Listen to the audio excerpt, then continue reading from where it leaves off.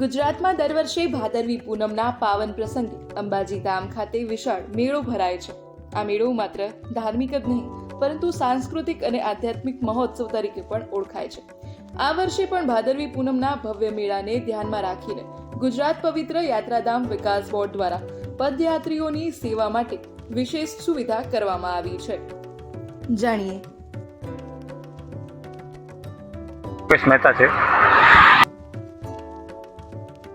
અહીંયા જે આપણે અંબાજી યાત્રાધામમાં ચાલીને જતા લોકો માટે ગુજરાત પવિત્ર યાત્રાધામ વિકાસ બોર્ડ તરફથી ગરમ પાણીની નાહવાની અને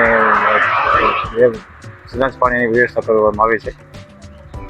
વિસનગર અને કડાની વચ્ચે દર્શન હોટલની સામેની સાઈડમાં આ સેટઅપ આખું ગોઠવેલું છે. વિસનગરના કડા હાઈવે રોડ પર આવેલી દર્શન હોટલની સામે એક વિશેષ સેવા કેમ્પ સ્થાપિત કરાયો છે. આ કેમ્પમાં પુરુષો અને મહિલાઓ માટે અલગ અલગ શૌચાલયની વ્યવસ્થા કરવામાં આવી છે. સાથે સાથે ભક્તો માટે ગરમ પાણીના સ્નાન કરવાની સુવિધા પણ ઉપલબ્ધ છે, જેથી લાંબી યાત્રા બાદ તેઓ આરામ મેળવી શકે.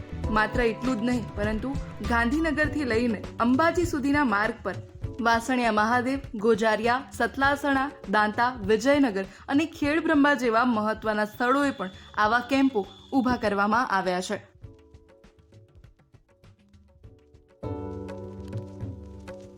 ત્યાં આગળ ચાલીને આવતા વ્યક્તિઓ માટે નાવાના પાણીની વ્યવસ્થા, ગરમ પાણીની વ્યવસ્થા 24 કલાક માટે આપીએ છીએ. આપણે સુવિધા આપીએ છીએ, એટલે દરેક શ્રદ્ધાળુ લોકો અહીંથી જાય એ લોકો એનો લાભ લઈ શકે. ભાદરવી પૂનમનો મેળો અંબાજી ખાતે વર્ષોથી લાખો ભક્તોના મેળાપનું કેન્દ્ર બની રહ્યું છે. યાત્રાળુઓ પોતાના ગામડા અને શહેરમાંથી સંગઠિત રીતે જૂથોમાં નીકળી પડે છે અને ભજન કીર્તન કરતા કરતા માતાજીના જયઘોષ સાથે પગપાળા અંબાજી તરફ પ્રયાણ કરે છે. આ યાત્રા માત્ર શારીરિક કસરત જ નથી પરંતુ ભક્તિને અનુભવવાની એક અનોખી પ્રક્રિયા છે. રસ્તામાં ઊભા કરાયેલા આ રીતના સેવા કેમ્પો યાત્રાળુની શ્રદ્ધાને વધારે મજબૂત બનાવે છે અને યાત્રાને સુખદ અનુભવમાં ફેરવે છે.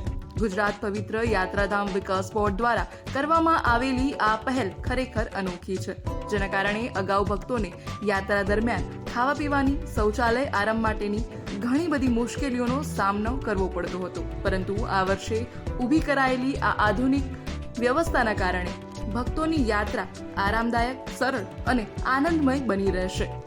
ઉલ્લેખનીય છે કે આ સેવા કેમ્પો ગાંધીનગરથી લઈને અંબાજી સુધીના માર્ગ પર અલગ અલગ સ્થળે ઊભા કરાયા છે, જેથી તેઓ તાજગી સાથે પોતાના અંતિમ ધ્યેય અંબાજી માતાના દર્શન સુધી પહોંચી શકે.